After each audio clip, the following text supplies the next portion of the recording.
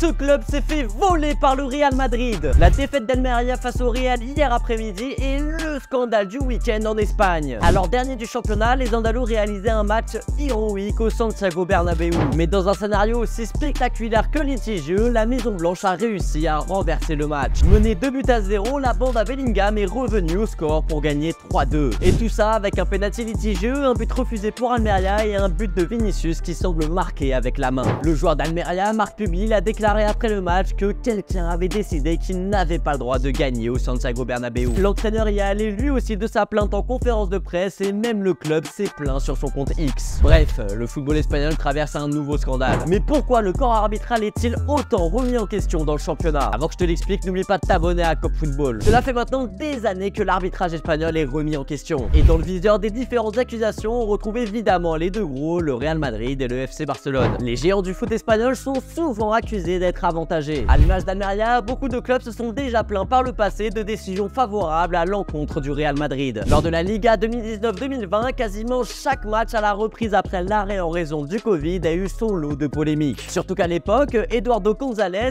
ancien arbitre de Liga, avait déclaré que 90% des arbitres en Espagne supportent le Real. Mais les deux grands rivaux se jettent aussi souvent la pierre dans une sorte de guerre de communication. Le Real remet l'honnêteté du Barça en question et inversement. Si Xavi a pesté après la victoire face au Betis Séville de l'arbitrage en faveur du Real Madrid, c'est parce que l'inverse a déjà été fait. Puisqu'en mars 2023, un scandale a fait exploser les doutes autour de l'arbitrage en Espagne, l'affaire Negreira. Un événement qui a secoué le pays et qui a fortement affecté l'image du FC Barcelone. Pour résumer, le club catalan a été accusé de corruption par la justice espagnole. José Negreira, vice-président de la commission arbitrale entre 1994 et 2018, aurait reçu plus de 7 millions d'euros du Barça pendant 17 ans. Alors d'accord, la justice n'a pas encore trouvé de preuves de corruption et le club s'est défendu en affirmant que ces paiements ont été effectués pour avoir de simples rapports d'arbitrage. Mais les clubs espagnols se sont tout de même empressés à l'époque de faire leur communiqué pour exprimer leur inquiétude à ce sujet. Et le Real Madrid a évidemment été le premier. Et si le Barça n'a pas été inculpé, les doutes ne pourront jamais s'envoler. Surtout que la justice n'a pas encore rendu son verdict final et que de nouvelles infos sortent régulièrement pour enfler la polémique. Et chez le rival madrilène, cette victoire face à Almeria va de nouveau faire du bruit et augmenter les suspicions des autres clubs espagnols. Sans compter que le président Florentino Pérez est lui aussi souvent dans la tourmente. Notamment en octobre 2023 lorsqu'un ancien commissaire de police l'a accusé de corruption juste avant un classico. Bref, les deux géants du foot espagnol sont tous deux souvent remis en question. Si on peut penser à une forme de jalousie face au succès de ces clubs, on peut aussi penser que l'arbitrage peut influencer certains matchs. Et toi, qu'est-ce que tu penses de l'arbitrage en Espagne? N'hésite pas à me le dire en commentaire.